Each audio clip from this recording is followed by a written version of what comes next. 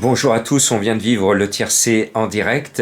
Bon, je vous le donne, pas de quoi pavoiser. Pour mes abonnés, ma dernière minute est quatrième. Je savais qu'il y avait des bruits sur Eagle Mélois, le Béloche, que j'avais oublié dans ma sélection initialement.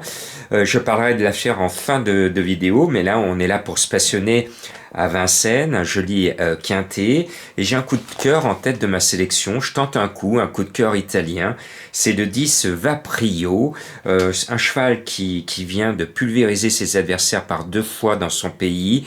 Il vient chez nous avec des ambitions. J'y crois, je tente un coup de poker. Vous voyez, souvent avec mes coups de cœur en ce moment, je tente des coups. Eh bien, courageusement, je le mets en tête, ce numéro 10. Et puis, je reste derrière, en deuxième ligne, avec le 12 Leading Référence. J'espère que ça va être la référence de la course. JMB qui confie les commandes à son fils. Est-ce que ce sera la référence de la course? J'ose l'espérer. En tout cas, le cheval a fait bonne impression au crack entraîneur-driver Jean-Michel Bazir. Pourquoi pas. Mais souvent, la bonne solution se cache devant, derrière le Teustar, en première ligne. Donc je suis assez chaud avec le 6 Ziloff, un ancien cheval de Madame Colombo qui a montré son talent depuis, et le 5 Vlad Del Ronco, que je pensais déclasser récemment chez nous, dans notre région. Je pensais qu'il était imbattable. Eh bien, il est tombé sur un os ce jour-là. Bon, il a bien couru, mais on sent qu'il n'a pas l'âme d'un gagnant. Donc, il va être encore battu, mais je pense qu'il va rentrer sans trop de difficultés dans les 5. L'As Dream to Gis, lui, fait battre mon petit cœur. Et c'est un cheval que j'aime bien aussi. C'est avec le 10, c'est 2 chevaux que j'aime bien dans cette catégorie. Il est à 10 contre 1, c'est un peu sa course, à lui d'en profiter. Et puis le favori douteux, c'est le 2 Dorado Bello, il nous a ruiné la dernière fois. Il rentre peu souvent dans le trio gagnant. Donc j'espère qu'Eric Raffin sera moins pressé que la dernière fois, parce que s'il mène Dorado comme la dernière fois, le cheval n'a pas l'ombre d'une chance. Je termine avec le cheval de Madame Colombo, le 7 Dream. Elle voulait mettre aussi, j'ai pas pu mettre les deux, le 14 Tarot Italie, c'est ces deux chouchous à elle. Le 7 Dream, j'aime bien parce que c'est Mathieu Abrivard qui nous doit des sous, parce que Éveil, ce vendredi soir, ben, il s'est pas réveillé au bon moment, au moment où il le fallait. Et puis le 4 Enzo River, je fais confiance à Yoann Le Bourgeois.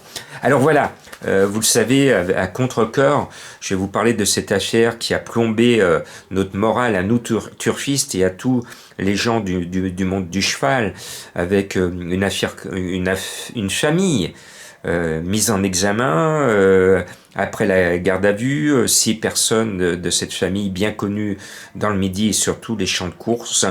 Donc gros soupçons de dopage, gros soupçons de courses arrangées, et le défenseur du monde des courses que je suis est vraiment malheureux parce qu'on vit une année 2021 catastrophique pour l'image du monde des courses. On a eu l'affaire de cette cravache qui maintenant est sur la touche pour des histoires de mœurs, et on a eu un entraîneur qui est parti avec les menottes, surpris avec une seringue dans ses poches, et puis on a cette famille qui a écrit pourtant de belles heures du monde des courses dans le Midi et qui aujourd'hui est dans le feu des projecteurs de la presse à scandale.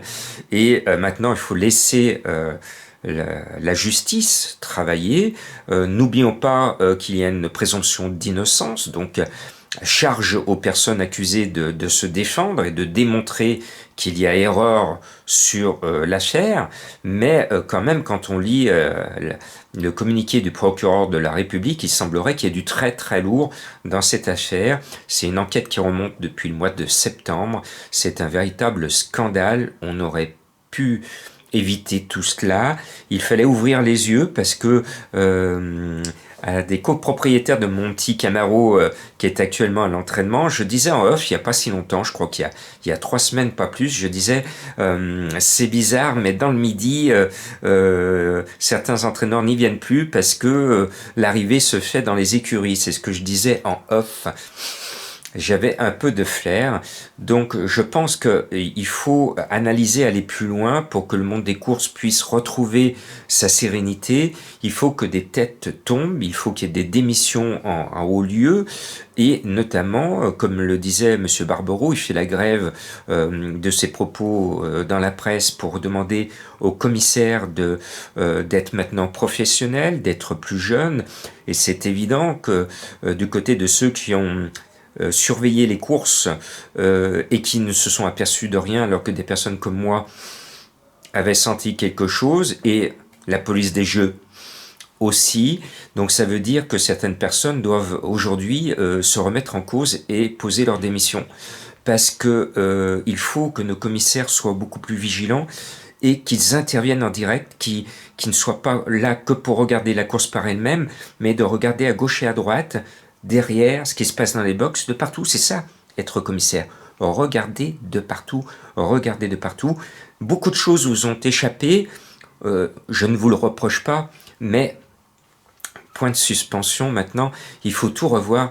Vive les commissaires professionnels, et je suis, en cette fin d'année, d'accord avec Monsieur Barbero, qui avait tiré la sonnette d'alarme en disant il faut qu'on ait vraiment de vrais commissaires pour nous surveiller et faire en sorte que tout se passe bien, que tout se passe bien.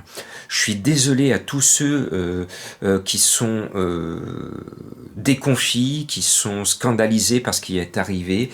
Malheureusement, on revit la période des années 70 avec l'affaire du prix Bride abattu à Auteuil, l'époque de Monsieur X. Alors Monsieur X avait été, lui, utile au PMU, parce que c'est grâce à Monsieur X, au début du tiercé, avec les histoires de pinces, avec les aiguilles pour prendre des tickets, et puis il avait tout un réseau de joueurs qui jouaient avec lui.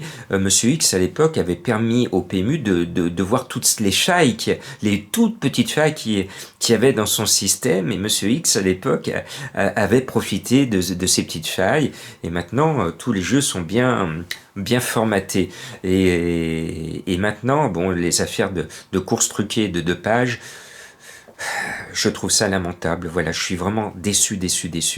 Mais ma passion est toujours là. Simplement, comme l'un des entraîneurs incriminés et mis en examen est affiché dans le programme des courses de ce samedi à Deauville avec 2 partants dans la 3e, je pense qu'ils vont faire forfait. Mais je vous demande, comme le début de la semaine, de ne pas jouer sur les courses de plat pour le moment, pour démontrer que vous êtes déçus comme moi. Donc abstenez-vous de jouer à Deauville, c'est votre réponse de turfiste, c'est très symbolique, c'est simplement votre réponse de turfiste pour pour dénoncer cette situation. Et maintenant, courage à tous, bravo à tous ces professionnels qui se lèvent tôt le matin, qui font super bien leur boulot et qu'on aime beaucoup. Mesdames et messieurs, hommes et femmes de chevaux, sachez qu'on est de tout cœur avec vous, que l'on vous aime. Nous savons que vous êtes tous, à part ces 3 petites, 5, 6 exceptions près, vous êtes tous des gens honnêtes qui vivez du cheval, de l'amour du cheval, et on vous aime beaucoup.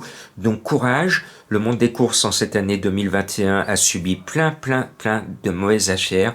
Le monde des courses a fait la une de la presse à scandale. Vivement que 2021 s'achève pour une année passionnante en 2022. Courage à tous.